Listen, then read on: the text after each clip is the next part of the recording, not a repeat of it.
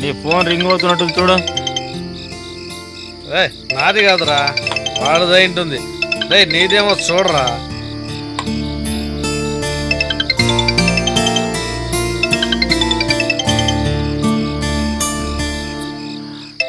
అవునరా, కావ్య ఫోన్ రా ఇది.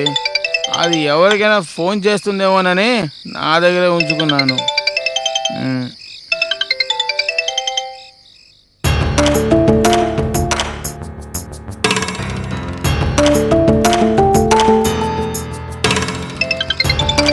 ఏమైందిరా? కావ్య ఇంటి దగ్గర నుంచి ఫోన్ రా. ముందు స్విచ్ ఆఫ్ చేయరా బాబు, అసలే మాకు భయం వేస్తుంది. వద్దురా, ఫోన్ స్విచ్ ఆఫ్ చేస్తే డౌట్ వస్తుంది. అదే ఆన్లోనే ఉంచామనుకో, రింగ్ అవుతున్న ఫోన్ తీయలేదంటే ఎక్కడో బిజీగా ఉందేమో అనుకుంటారు. అది కాక తనకి ఎవరెవరు ఫోన్ చేస్తున్నారో, ఎక్కడి నుంచి ఫోన్ వస్తుందో తెలుసుకోవాలంటే ఫోన్ ఆఫ్ చేయకూడదు, ఆన్లోనే ఉంచాలి. దాన్ని బట్టి మన ప్లాన్స్ మనం చేసుకోవచ్చు. ఏంటి? ఓకే. ఏంటైందమ్మా? రింగ్ అవుతోంది కానీ తీయడం లేదు నాన్న. ఫోన్ తీయటలేదా? తనకి ఏ టైం ఉంటుంది? పోనీ వాళ్ళ ఫ్రెండ్స్ నంబర్లు ఏమైనా ఉన్నాయా? దానిలోనే ఉండాలమ్మా.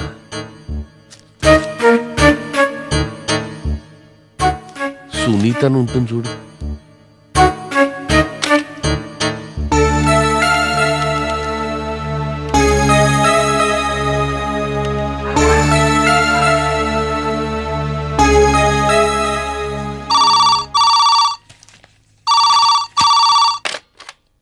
హలో హలో, సునీత ఉందండి? సునీతనే మాట్లాడుతున్నానండి. మీరెవరు? నేను కావ్యవాడ అక్కయ్యని వెన్నెల్ని మాట్లాడుతున్నానమ్మా. ఏంటక్కా చెప్పండి. ఏమీ లేదమ్మా, ఈరోజు కావ్యని ఏమైనా కలిసావా అని. లేదక్కా, జ్వరంగా ఉండి ఇవాళ కాలేజీకి వెళ్ళలేదు. ఏమీ లేదమ్మా, కావ్య ఇంత టైం అయినా ఇంటికి రాలేదు, అందుకని. ఏంటి, కావ్య ఇంకా ఇంటికి రాలేదా?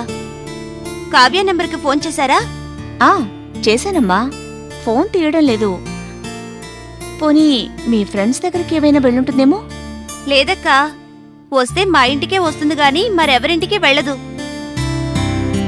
అయినా మా ఫ్రెండ్స్కి ఒకసారి ట్రై చేసి చూడండి. సరే, అలాగేనమ్మా.